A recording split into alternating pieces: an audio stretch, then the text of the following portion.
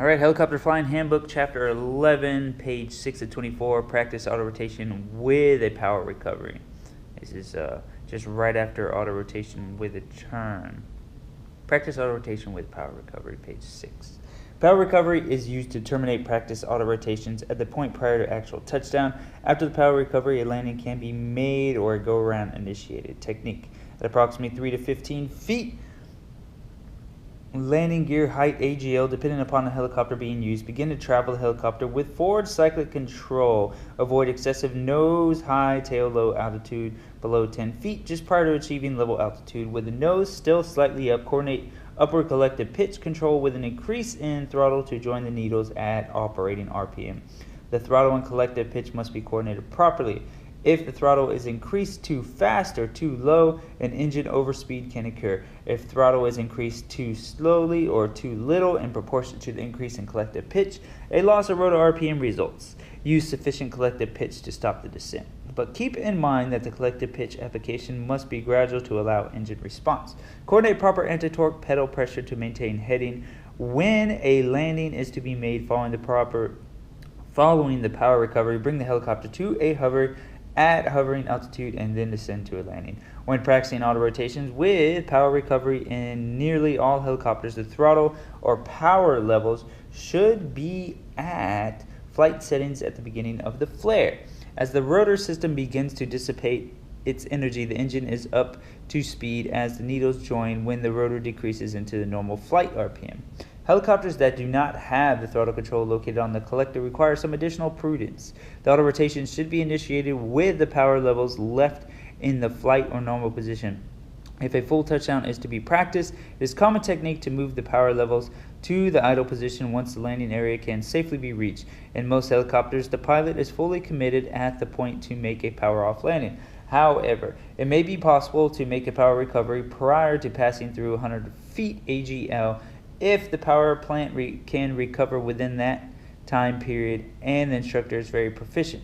The pilot should comply with the RFM instructions in all cases. When practicing auto rotations to a power recovery, the differences between reciprocating engines and turbines may be profound. The reciprocating power plant generally responds very quickly to power changes, especially power increases. Some turbines have delay times depending on the type of fuel control or governing system installed.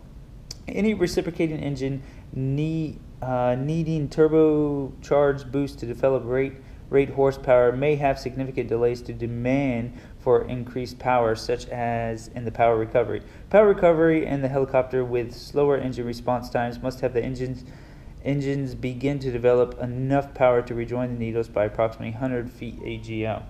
If a go-around is to be made, the cyclic control should be moved forward to resume forward flight and transition from a practice auto rotation to a go-ground.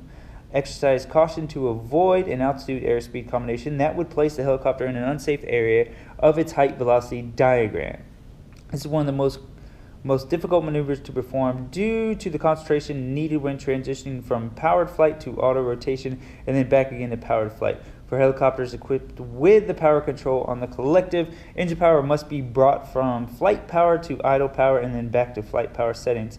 A delay during any of these transitions can seriously affect rotor RPM, placing the helicopter in a situation that cannot be recovered. The cyclic must be adjusted to maintain the required airspeed without power and then used for the deceleration flare, followed by the transition to level hovering flight. Additionally, the cyclic must be adjusted to remove the compensation for translating tendency. The tail rotor is no longer needed to produce anti-torque thrust until almost maximum power is applied to the rotor system for hovering flight, when the tail rotor must again compensate for the main rotor torque, which also demands compensation for the tail rotor thrust and translating tendency. The pedals must be adjusted from a powered flight anti-torque trim setting to the opposite trim setting to compensate for transmission drag and any unneeded vertical fin thrust, countering the now non-existent torque, and then reset to compensate for high power required for hovering flight. All of the above must be accompanied during the 23 seconds of the auto rotation, and the tedious control inputs must be made in the last 5 seconds of the maneuver. Common errors, page 7.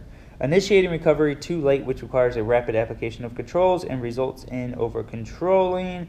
Failure to obtain and maintain a level attitude near the surface. Failure to coordinate throttle and collective pitch properly, which results in either an engine overspeed or a loss of rotor RPM. Failure to coordinate proper anti-torque pedal with an increase in power. Late engine power engagement causing excessive temperatures or torques or RPM droop.